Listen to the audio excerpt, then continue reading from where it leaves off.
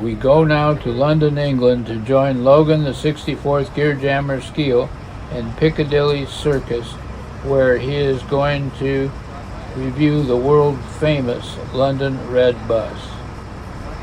Take it away, Logan. Hi, I'm Logan, the 64th Gearjammer Skeele, and I'm in London, England, at the world-famous Piccadilly Circus to talk about the London Red Bus and a few of the movies that they have appeared in. I was surprised to learn that the red buses weren't always red. They were many, many colors. Prior to the 1900s, the Omnibus General Company started using horse-drawn buses carrying 22 passengers and drawn by a 3-horse team. In the early 1900s, with the arrival of the motorized buses, the Omnibus General Company became the single largest bus company in London. In order to stand out from the other competition, the Omnibus Company decided to paint all of their buses red. The first motorized bus was a B-type, pictured over here on the famous screen at Piccadilly Circus. There were many other types of buses designs, but the most notable was the Aec Region 3 RouteMaster. Introduced in 1954, the Aec Region 3 bus became the most iconic London bus of all time. For some reason, the RouteMasters were removed from service, most likely due to their age. Though this removal from service really didn't sit well with the citizens of London, as the RouteMaster was such an icon and tourist attraction. So, in 2008, Boris Johnson made a promise that if he won the mayor of London, he would make every effort he could to return the RouteMasters to the streets.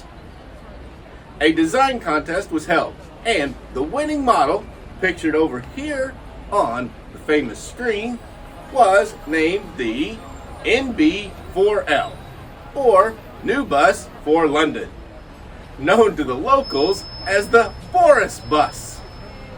After the review, I will talk about famous RouteMasters used in Hollywood films. But now, let's talk about a RouteMaster that was made in 64th scale. I might add that for such a famous bus, it's amazing how few replicas of it have been made over the years, especially in 64th scale. And here we go, guys. This is the double-decker classic London Transport bus. These were such an icon that when they were sold, the citizens of London screamed and they had to make a whole new version, because they were, not only were they an icon on the roads and great for transport, they were a huge, huge tourist attraction. They brought tourists from all over the world to see these buses. Now this is a die-cast piece, but it sits on plastic wheels and plastic tires. Also, the bottom of it here is a plastic base. It's made in China and it was a Motormax tooling. And this was released though by Motor City Classics, who has the Coca-Cola license, and it was registered and licensed by Coca-Cola. Because of that, it was a much cheaper model. It was screwed down to a hard base and a display base, but the wheels and the tires are not all that great. Detail underneath, as you can see, is non-existent, but the rest of the bus is really a well-detailed model for what it sold for originally.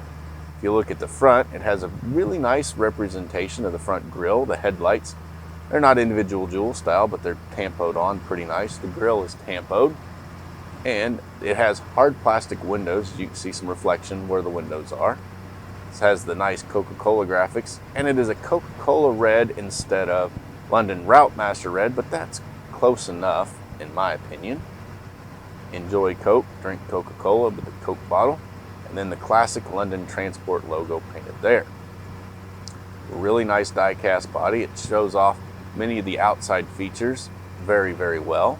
Your driver would be over here because this is a right-hand drive vehicle, the way the British drive, and he sits right up over top of that front wheel. What a nice ride that must have been, huh?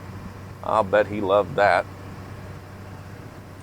Inside, you can see it has the different seats, both layers, and they're plastic interior pieces, but they have a really nice representation. They're molded in white, and they look really cool, like the seats that you would normally see on the bus. You can even see the tuck and roll pattern in them. They're really nice if you look through that back window. It's a pretty heavy piece in 64 scale, and it's tall and gainly, and this would be very top heavy, but such an icon for London. These buses drove everywhere. On the back here, you can see and drink Coca-Cola and then the ice cold with the bottle as the back window, so the driver can see right clean through, depending on how many people are standing in the aisle. And back here is where the entrance was for the passengers. There would be a conductor type person standing back here taking tickets, letting people on and off the bus. Also, you can see straight across, there's the stairwell, so you can climb up into the upper deck. And then that pole was so you could grab hold and jump on while the bus was moving. These buses were pretty cool when they were running. They didn't go very fast in the cities, so that wasn't a big deal. And then you can see on this side how it has the cutout there over the engine, where your engine hood would be, so you could work on the engine. Really simple design, but it did a great job, and these were such icons. Man, London needed them back, so they created another one which doesn't have the same charm, but it still does the same job, and it brings a lot of traffic to England. And see, I love that cutout design. Really, really cool buses these were. This is the Motormax built for Motor City Classics, London Transport, and Coca-Cola. The Aec Region 3 RouteMaster red bus has been featured in many movies as a classic London red bus in the old movies such as The Horse's Mouth, made in 1958, Only Two Can Play, made in 1962, and The Mindbenders, made in 1963. Even long after the manufacture of the bus ended, Hollywood still featured the classic red bus in scenes around London, like in the Mary-Kate and Ashley movie, Winning London, made back in 2001, where not only was it used as a background in some of the outdoor shots, it was also used to transport several main characters, including Chloe and Riley Lawrence, Mary-Kate and Ashley Olsen respectively, around London on the typical scene, showing off the famous sights of London, which it seems is a requirement for a filming permit in the city of London. But perhaps the most important RouteMaster bus appeared in one of the Harry Potter movies. However, when it was featured in Harry Potter and the Prisoner of Azkaban, the red bus had to be modified. The Potter script called for a dark purple, triple-decker bus with a bedroom on all 3 levels. So, Warner Brothers Studios had to use 2 red buses to build this movie vehicle.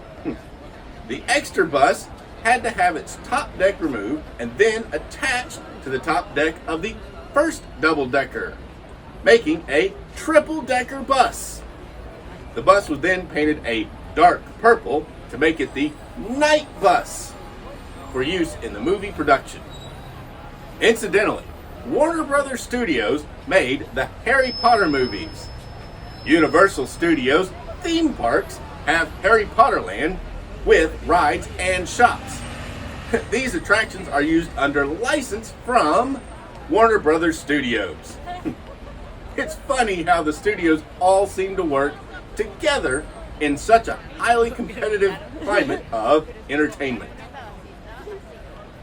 Now, the night bus is a triple-decker purple Aec Region 3 RT RouteMaster that assists stranded individuals of the wizarding community through public transportation. The night bus was meant for stranded witches or wizards who, due to unfortunate circumstances, cannot travel by normal magical means. For example, the witch or wizard is underage and not allowed to use magic while traveling alone. Such is the case as when the bus picks up Harry Potter in The Prisoner of Azkaban. Also, it is used if a witch or wizard is ill enough that it affects their ability to travel. They're under some sort of hex, jinx, or curse that impedes their abilities. Or in rare cases where their wand is damaged or lost. The night bus can also be booked in advance for members of the community who feel uncomfortable traveling in other means of magical travel, such as when a large group is traveling with underage wizards who cannot travel by other means safely. I imagine the elderly might use it as well if the intended trip was particularly long. Such an amazing history for what started out as a simple mass transportation. The classic RouteMaster red bus is as much of an icon of London as Big Ben, and just as famous in Hollywood. While the RouteMaster that I reviewed is no longer available, like I said, really hard to find any RouteMaster in 64th scale, but there is a 64th scale Coca-Cola London RouteMaster available by Corgi, and you can get it with the link down below, while very limited supplies last. Also, I do have coming late this summer or fall a 43rd scale version of the predecessor of the famous 1954 RouteMaster coming in from IXO Models.